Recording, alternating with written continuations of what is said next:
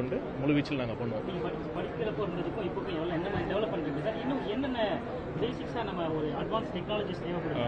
இப்போ பார்த்தீங்கன்னா இந்த 2 டவருமே நான் படிக்கிறப்ப இல்லை, 2 டெமாலிஷ் பண்ணிட்டு இந்த டவர் கட்டியிருக்காங்க. இப்போ பார்வையிட்டது தமிழ்நாடு ஆக்சிடென்டல் எமர்ஜென்சி இனிஷியேட்டிவ் டாய்னு சொல்றது. முன்னாடி நம்ம படிக்கிறப்பலாம் கேஷுவாலிட்டி டிபார்ட்மெண்ட் இருக்கும். கேஷுவாலிட்டியில் பார்த்தீங்கன்னா அங்கே போஸ்டிங்ஸில் 3 months 4 months இருந்துட்டு போயிடுவாங்க. இப்போ இங்கே தனியாக எமர்ஜென்சி மெடிசன் இந்த பிஜி தமிழ்நாட்டில் வாங்கி அவங்க தான் இந்த டாய் அப்படிங்கிற இனிஷியேட்டிவை அவங்க தான் மேனேஜ் பண்ணுறாங்க. இது ஒரு நல்ல இனிஷியேட்டிவ். ஏன்னா இப்போ கிரிட்டிக்கல் கேர் எமர்ஜென்சியில் அந்த கோல்டன் ஹவர்னு சொல்கிறாங்களே, அந்த ஒரு ஆக்சிடென்ட்டாக இருக்கட்டும், ஒரு ஹார்ட் அட்டாக்காக இருக்கட்டும், ஒரு ஸ்ட்ரோக்காக இருக்கட்டும், அந்த இனிஷியல் 1 hourல நம்ம இன்டர்வீன் பண்ணால் அவங்க பேஷண்ட்டை அந்த உயிரை நம்ம காப்பாற்ற முடியும். அதுக்கான அந்த வெயிட்டிங் டைமில் இருந்து எப்படி யார் சிக்கா, யாருக்கு ரொம்ப கிரிட்டிக்கல் அவங்கள ஃபர்ஸ்ட் அட்டன் பண்ணுறதுக்கு, அப்புறம் இங்கேயே அல்ட்ராசவுண்ட் பண்ணுறதுக்கு, இப்போ தேவைப்பட்டால் அங்கேயே ஒரு சர்ஜரி பண்ணுறதுக்கான ஃபெசிலிட்டிஸும் இங்கே கொடுத்துருக்காங்க. எமர்ஜென்சி மெடிசன் பிஜிஎஸ் ஒரு இயருக்கு 5 மொத்தம் 80. இந்த இன்ஸ்டியூஷனில் மட்டும் 5 எமர்ஜென்சி மெடிசன்ஸ் பிஜிஎஸ் இருக்காங்க ஒரு இயருக்கு. அப்போ 3 இயருக்கு பார்த்தீங்கன்னா 15 பேர் இருப்பாங்க.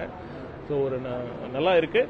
இருந்தாலும் இம்ப்ரூவ் பண்ணுறதுக்கு நான் சொன்ன மாதிரி நிறைய ஸ்கோப்ஸ் இருக்குது. அதை கண்டிப்பாக நாங்கள் எக்ஸ்ப்ளோர் பண்ணுவோம். பல மருத்துவமனைகள் அரசு பதவியில் இருக்கவங்க அரசு மருத்துவமனையை தேடி வரக்கூடிய அளவிற்கு அரசு மருத்துவமனை டெவலப் பண்ணுவாங்க. ஒரு சிலர் மட்டும் தான் வராங்க, இல்லை ஹாஸ்பிட்டல் தான் தேடி போறாங்க. மக்களுக்கும் நம்பிக்கை இல்லாமல் இருக்கு. இப்போ அது மாறுமா? இல்லை, நீங்கள் குறிப்பிட்டது தான் நேற்று முதலமைச்சர் சொன்னாங்க. இப்போ பொதுமக்கள் மருத்துவமனை, அரசு மருத்துவமனையை தாண்டி இப்போ ஒரு பிரைவேட் ஹாஸ்பிட்டல் போனால் அங்கே அவுட் ஆஃப் பாக்கெட் எக்ஸ்பென்ஸாக எவ்வளோ வருது நீங்களே யோசிச்சு பாருங்க.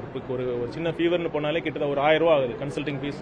இதெல்லாம் இது எல்லாமே கவர்மெண்ட் ஹாஸ்பிட்டலில் நம்ம ஃப்ரீயாக கொடுக்குறோம். தரமான மருத்துவர்கள் இருக்காங்க, தரமான மருந்துகள் கொடுக்குறோம். தேவைப்பட்ட டெஸ்ட் நாங்கள் எடுக்கிறோம். கவர்மெண்ட் தேவைப்படாத டெஸ்ட் நம்ம ப்ரிஸ்கிரைப் பண்ணுறதில்ல கவர்மெண்ட் ஹாஸ்பிட்டலில். நீங்கள் மற்ற பிரைவேட் கிளினிக்கில் அது எப்படி இருக்குன்னு தேவையில்லாத டெஸ்ட்டும் சில இடங்களில் ப்ரிஸ்கிரைப் பண்ணுறாங்க, தேவையில்லாத மெடிசன்ஸும் ப்ரிஸ்கிரைப் பண்ணுறாங்க. ஆனால் கவர்மெண்ட் ஹாஸ்பிட்டல் அப்படி பண்ண மாட்டாங்க. ஸோ அந்த நம்பிக்கை தன்மையை இன்னும் முழுசாக நாங்கள் கொண்டு வரதுக்கு அனைத்து முயற்சிகளும் எடுப்போம். கவர்மெண்ட் ஹாஸ்பிட்டலில் வந்தால் இங்கே தரமான ட்ரீட்மெண்ட் கிடைக்கும், தரமான மருந்துகள் கிடைக்கும், தேவையான டெஸ்ட் இங்கே சரியாக எடுக்கப்படும் அப்படிங்கிற நம்பிக்கையை நாங்கள் கொண்டு வரதுக்கு முழு முயற்சிகள் எடுப்போம். சார், பல மருத்துவமனைகளில் மருத்துவர்கள் பற்றாக்குறை, லேப் அசிஸ்டன்ஸ்லாம் பற்றாக்குறை இருக்கு. ரொம்ப நேரம் நீண்ட நேரம் ஆகுது மருத்துவரை பார்க்கறதுக்கே அப்படின்ற மாதிரிலாம் நம்ம நாலேஜ் வந்து இப்போ ஒரு மருத்துவர்களுக்கும் செவிலியர்களுக்கான டிரான்ஸ்ஃபர் கவுன்சிலிங் இப்போ நாங்கள் பேசியிருக்கோம். வெளிப்படைத்தன்மையாக இந்த நேரத்தில் அதையும் நான் தெரிவிச்சுக்கிறேன். இப்போ விரைவில் நாங்கள் அதிகாரிகள்கிட்ட பேசிட்டு மருத்துவர்களுக்கும் செவிலியர்களுக்கும் ஒரு டிரான்ஸ்ஃபர் கவுன்சிலிங் விரைவில் அதை கண்டக்ட் பண்ண போகிறோம். முழுக்க வெளிப்படைத்தன்மையாக நேர்மையாக முறையில் இந்த டிரான்ஸ்ஃபர் கவுன்சிலிங் நடக்கும். அதனால் யாரை நம்பியும் ஏமாற வேண்டாம் அப்படின்னு முதலமைச்சர் சார்பாக நான் தெரிவிச்சுக்கிறேன். ராஜீவ்காந்தி மருத்துவமனையில் சார் பிணவரையில கிட்டத்தட்ட 5 ஆண்டுகளாக வந்து அடையாளம் தெரியாத பிணங்கள் எல்லாம் வந்து இன்னும் கொடுக்கப்படாம இருக்கு அப்படின்ற மாதிரிலாம் ஒரு வீடியோ ஒன்று வந்துச்சு சார். சாரோட நாலேஜ்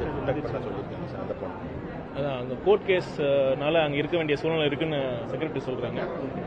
72க்கும் மேற்பட்ட பிணங்கள் வந்து இருக்கு, அடையாளம் காண. சரி, நான் அதை பார்க்குறேன் என்னென்ன.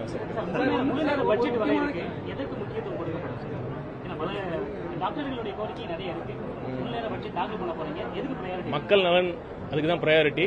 பாருங்க, அது எல்லா டிபார்ட்மெண்ட்ல எவ்வளவு ஒதுக்கணும். நானும் அதிக ஹெல்த் ஒரு சுகாதாரத்துறை அமைச்சராக நாங்கள் ஹெல்த் டிபார்ட்மெண்ட்டுக்கு அதிக நிதி நாங்கள் கேட்டிருக்கோம். முதலமைச்சர் கொடுப்பாங்க நான் நம்புறோம்.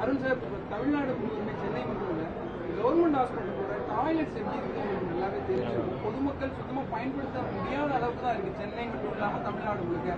அதனால பலரும் இருந்தும் பயன்படுத்த முடியாத ஒரு சூழ்நிலை தான் இருக்கு. அதை மாற்றுறதுக்கான நடவடிக்கை என்ன மாதிரி எடுக்க போறோம்? இல்ல, நீங்க சொல்றதை நான் மறுக்கல. அந்த சிச்சுவேஷன் இருக்கு, சரி செய்ய நாங்கள் முயற்சி பண்றோம். இப்பதான் வந்திருக்கோம். நேற்று அதான் சொன்ன மாதிரி பேஷண்ட் எக்ஸ்பீரியன்ஸ் ஒரு கவர்மெண்ட் ஹாஸ்பிட்டலில் போனால் ஒரு நல்ல ஒரு வெயிட்டிங் ஏரியா, ப்ராப்பரான ரெஸ்ட் ரூம், ப்ராப்பரான ஒரு குடிநீர் வசதி, அதெல்லாம் கொடுக்கறது தான் எங்களோட முதல் கடமை. சரிங்களா? அரசுடைய தலைமையில் தொடங்கணும். நீங்களும் சரி, எம்எல்ஏக்கள், அமைச்சர்கள் சிகிச்சைகளை அரசு மருத்துவமனை மேற்கொள்வீங்க. கண்டிப்பா அது பண்ணுவோம் நாங்கள். கண்டிப்பா, ஏன்னா நம்ம ஒரு அரசு துறை ஒரு அதிகாரியா ஒரு ஹெட்டா இருக்கிறது நாங்கள் நம்பலன்னா வேற யார் நம்புவோம். கண்டிப்பா நாங்கள் பண்ணுவோம்.